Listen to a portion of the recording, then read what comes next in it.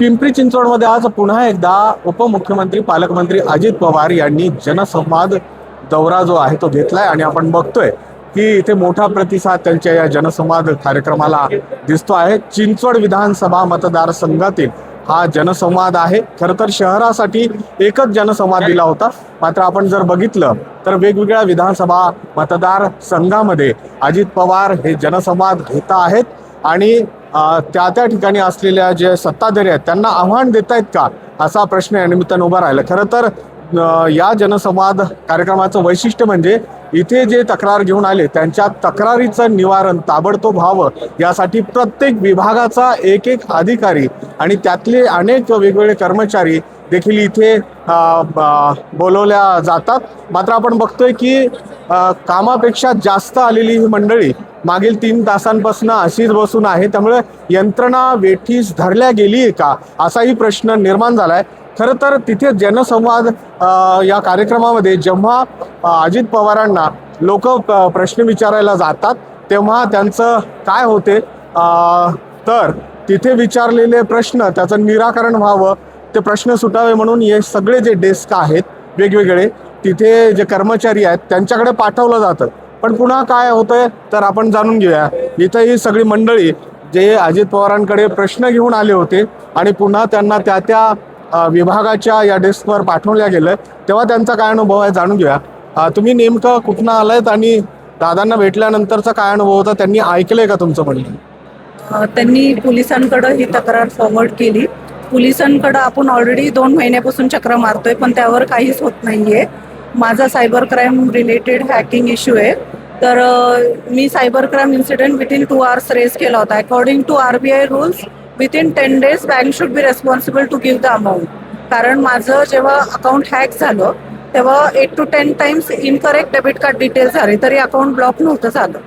तर हे कुठं ना कुठं बँकची HDFC बँकची बिग सिक्युरिटी इश्यूज आहे। सगळं हॅकरनी माझं SBI अकाउंट पण ट्राय केलं होतं पण SBI अकाउंट हॅक नाही झालं। आता पोलीस म्हणतात की हे हॅकिंग झालंय वेस्ट बेंगॉलवरनं, तर ते दुसऱ्या स्टेटचं असल्यामुळं ते जास्त लक्ष घालत नाहीये।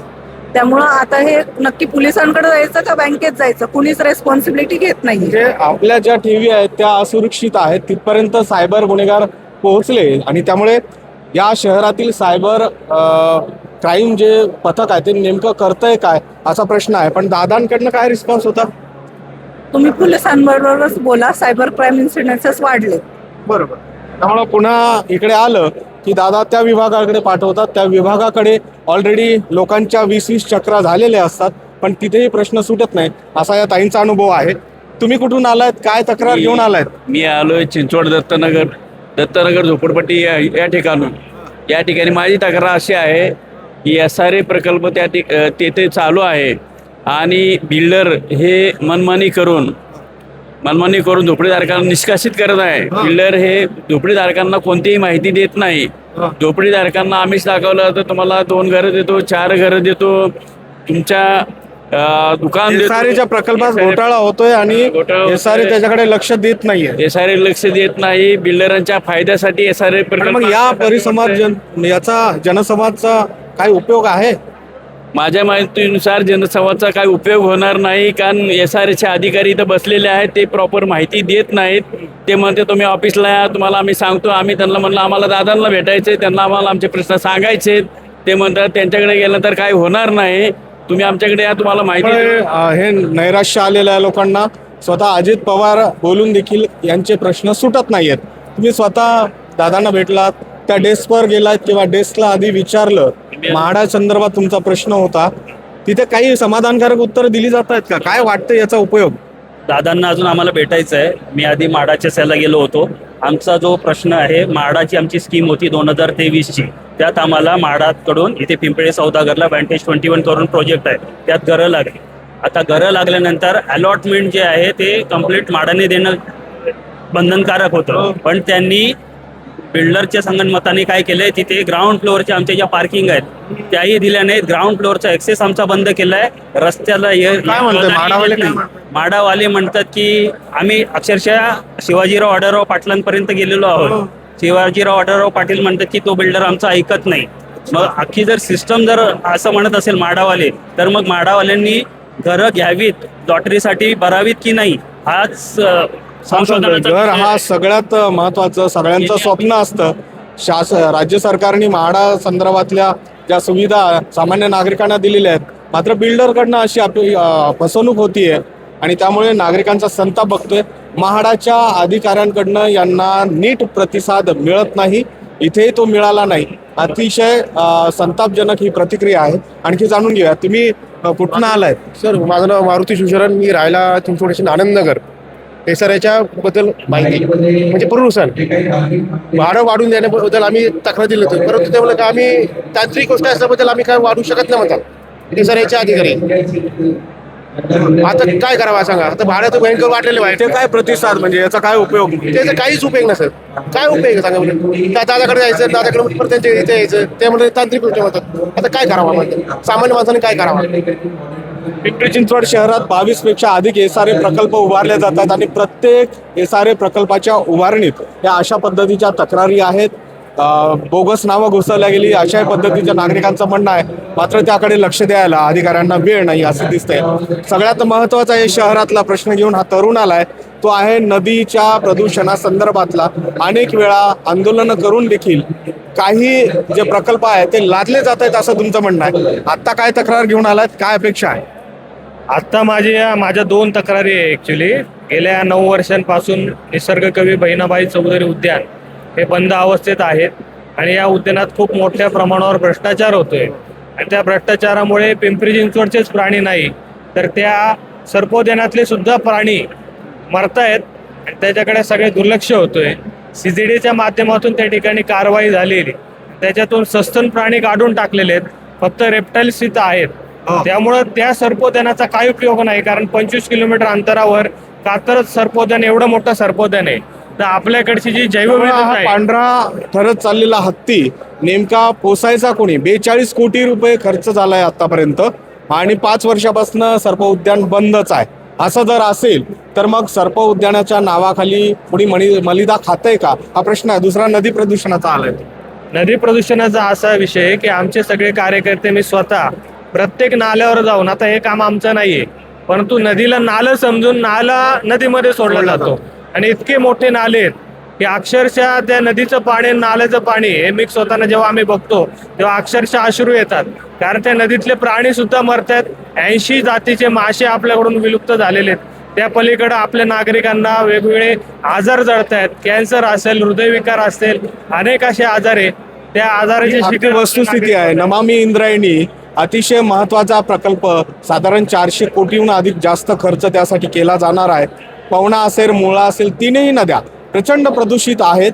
मात्र ड्रेनेज विभाग जो आहे किंवा महानगरपालिकेचा पर्यावरण विभाग आहे त्याकडे लक्ष देत नाही. त्यामुळे 3ही नद्या मृतावस्थेत आहेत, जी या शहराची ओळख होती.